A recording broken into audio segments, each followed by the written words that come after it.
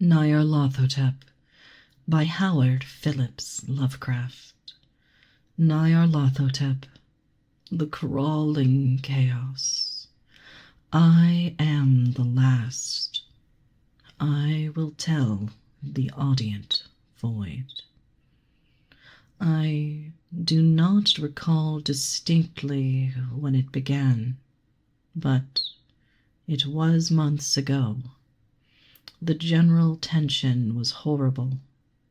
To a season of political and social upheaval was added a strange and brooding apprehension of hideous physical danger, a danger widespread and all-embracing, such a danger as may be imagined only in the most terrible phantasms of the night.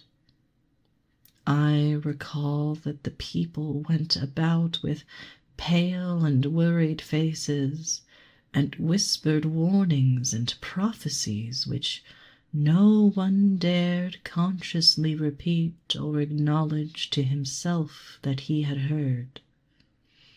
A sense of monstrous guilt was upon the land, and out of the abysses between the stars swept chill currents that made men shiver in dark and lonely places.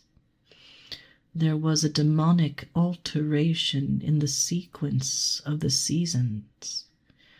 The autumn heat lingered fearsomely, and everyone felt that the world, and perhaps the universe, had passed from the control of known gods or forces to that of gods or forces which were unknown. And it was then that Nyarlathotep came out of Egypt.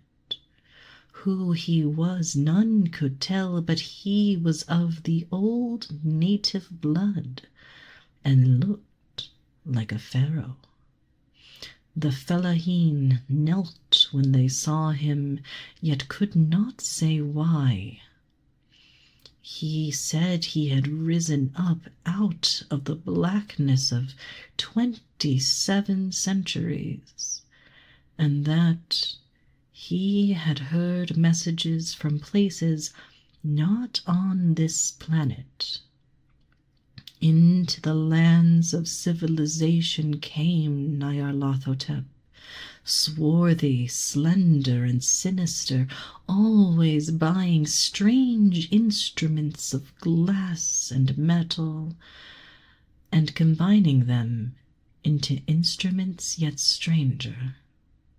He spoke much of the sciences of electricity and psychology, and gave exhibitions of power which sent his spectators away speechless, yet which swelled his fame to exceeding magnitude.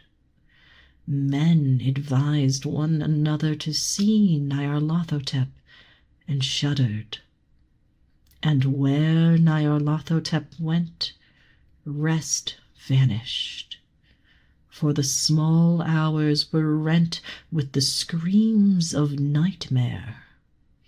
Never before had the screams of nightmare been such a public problem.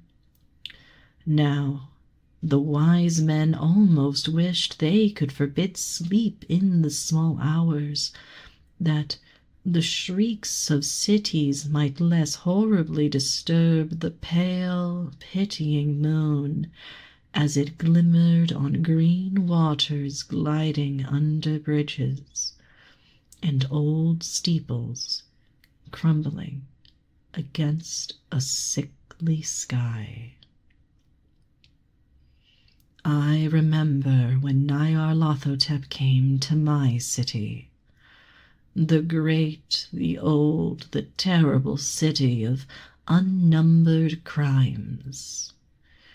My friend had told me of him, and of the impelling fascination and allurement of his revelations, and I burned with eagerness to explore his uttermost mysteries.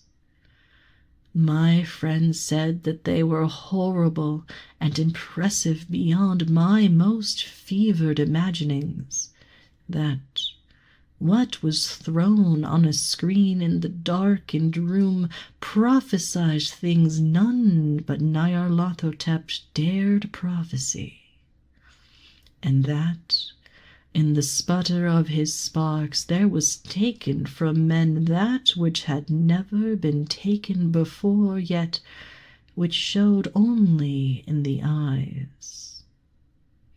And I heard it hinted abroad that those who knew Nyarlathotep looked on sights which others saw not.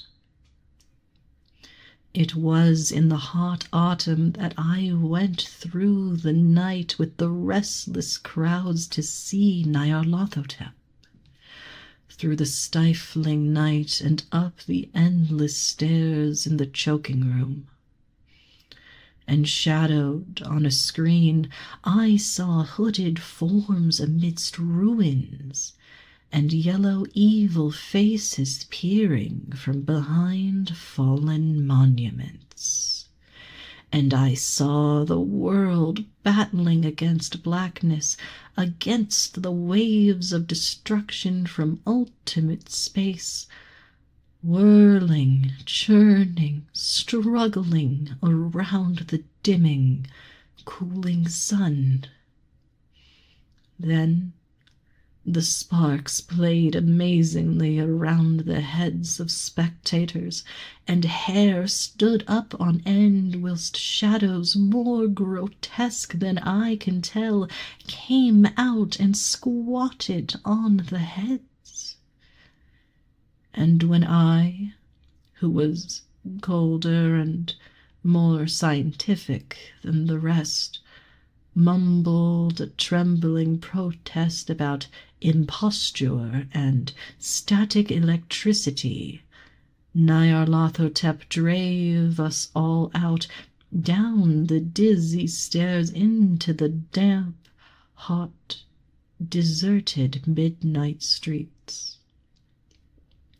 I screamed aloud that I was not afraid, that I never could be afraid, and others screamed with me for solace. We swore to one another that the city was exactly the same, and still alive, and when the electric lights began to fade, we cursed the company over and over again, and laughed at the queer faces we made. I believe we felt something coming down from the greenish moon, for when we began to depend on its light, we drifted into curious, involuntary formations, and seemed to know our destinations, though we dared not think of them. Once we looked at the pavement and found the blocks loose and displaced by grass, with scarce a line of rusted metal to show where the tramways had run. And again we saw a tramcar, lone, windowless, dilapidated, and almost on its side. When we gazed around the horizon, we could not find the third tower by the river, and noticed that the silhouette of the second tower was ragged at the top. Then we split up into narrow columns, each of which seemed drawn in a different direction. One disappeared in a narrow alley to the left, leaving only the echo of a shocking moan. Another filed down a weed-choked subway entrance, howling with a laughter that was mad. My own column was sucked toward the open country, and presently felt a chill which was not of the hot autumn. For as we stalked out on the dark moor, we beheld around us the hellish moon-glitter of evil snows. Trackless, inexplicable snows, swept asunder in one direction only, where lay a gulf all the blacker for its glittering walls. The column seemed very thin indeed as it plodded dreamily into the gulf. I lingered behind, for the black rift in the green-litten snow was frightful, and I thought I had heard the reverberations of a disquieting wail as my companions vanished, but my power to linger was slight.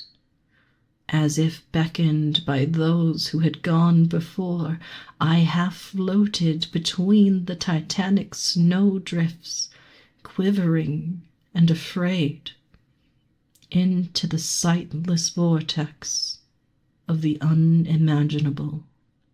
Screamingly sentient, dumbly delirious, only the gods that were can tell.